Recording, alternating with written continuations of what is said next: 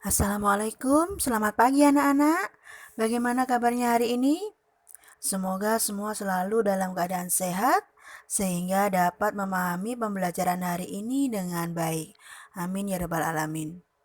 Baiklah, pagi ini kita akan mempelajari tema 1, organ gerak hewan dan manusia, subtema 2, manusia dan lingkungan, pembelajaran 6.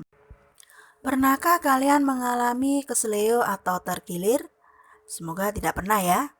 Keseleo atau terkilir sendiri merupakan gangguan yang terjadi pada otot yang diakibatkan oleh gerakan dadakan atau kekurangsiapan otot untuk melakukan suatu gerakan, juga karena adanya paksaan gerakan pada otot. Biasanya terkilir atau keseleo ini terjadi ketika kita melakukan olahraga, kemudian tanpa melakukan pemanasan terlebih dahulu. Pada pembelajaran sebelumnya, kalian telah mempelajari macam-macam otot. Nah, kali ini kita akan mempelajari macam-macam gerak pada otot. Yang pertama yaitu gerak meluruskan. Contohnya meluruskan lutut, siku, dan ruas jari. Yang kedua, gerak menekan ke bawah atau menurunkan. Yang ketiga, gerak memutar lengan sehingga telapak tangan menelungkup. Yang keempat, gerak menjauhkan. Contohnya gerak tungkai menjauhkan dari sumbu tubuh. Kelima, gerak memutar lengan sehingga tangan menengadah. 6. Gerak yang mendekatkan sumbu tubuh. Contohnya gerak yang mendekatkan tungkai dengan sumbu tubuh. 7. Gerak yang membengkokkan. Contohnya membengkokkan siku, ruas jari, dan lutut. Banyak fungsi dari jaringan otot pada manusia, namun terkadang orang kurang memperhatikan cara menjaga kesehatan otot. Oleh karena itu, sering terjadi kram, nyeri, atau cedera otot yang cukup menyakitkan. Bagaimanakah cara menjaga kesehatan otot? Cara menjaga dan merawat otot pada manusia adalah sebagai berikut. Yang pertama, menghindari gerakan yang membebani kerja otot secara berlebihan.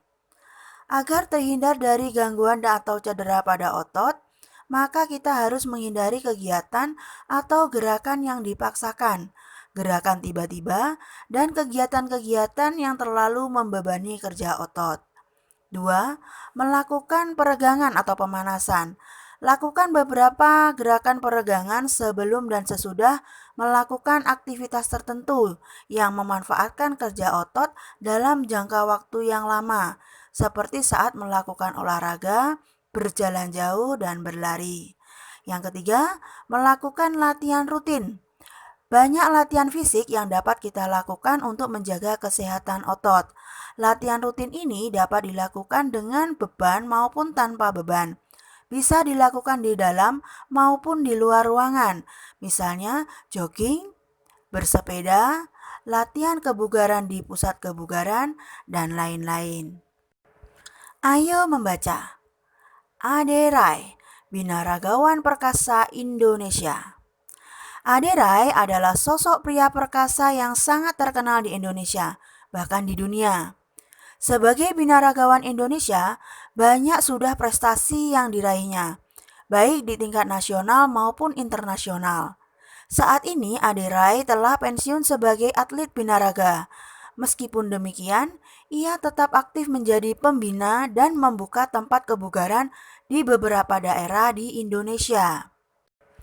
Pada waktu kecil, Ade Rai hanya seorang anak kecil yang memiliki tubuh kurus, bahkan bisa dibilang sangat kurus.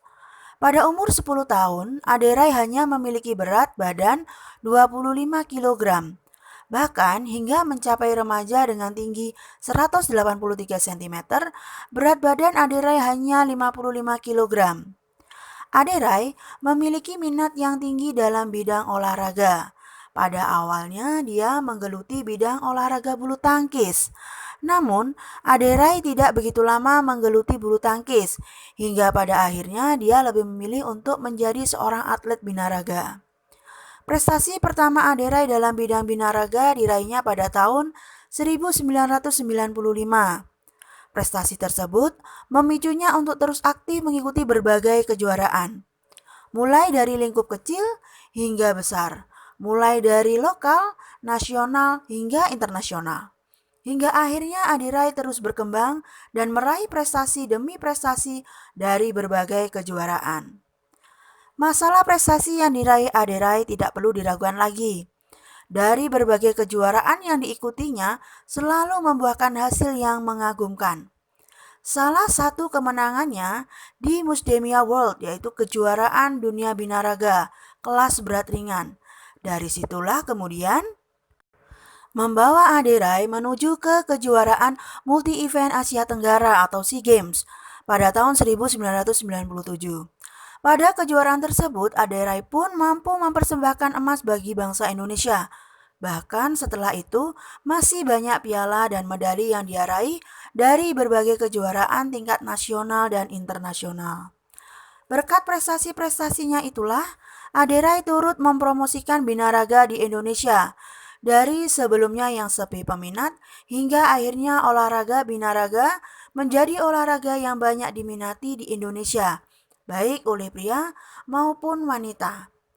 Setelah pensiun sebagai atlet pun, Adirai masih berkecimpung dalam dunia binaraga.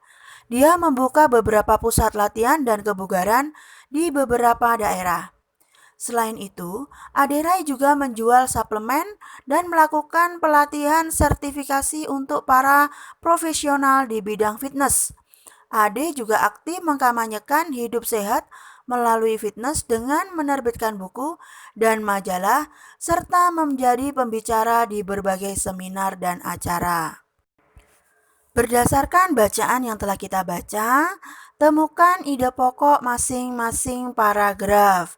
Ini merupakan tugas pertama yang bisa kalian temukan pada halaman 118 buku paket tema 1. Dan sebagai tugas yang kedua, kalian diminta untuk membuat gambar cover tentang bacaan yang berjudul Adirai Binaragawan Perkasa Indonesia.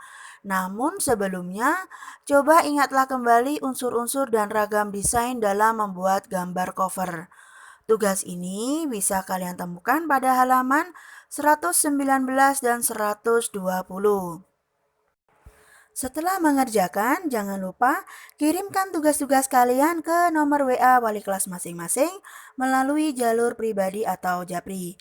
Selamat mengerjakan, jangan lupa jaga kesehatan dan selalu memakai masker ketika keluar rumah. Terima kasih. Wassalamualaikum warahmatullahi wabarakatuh.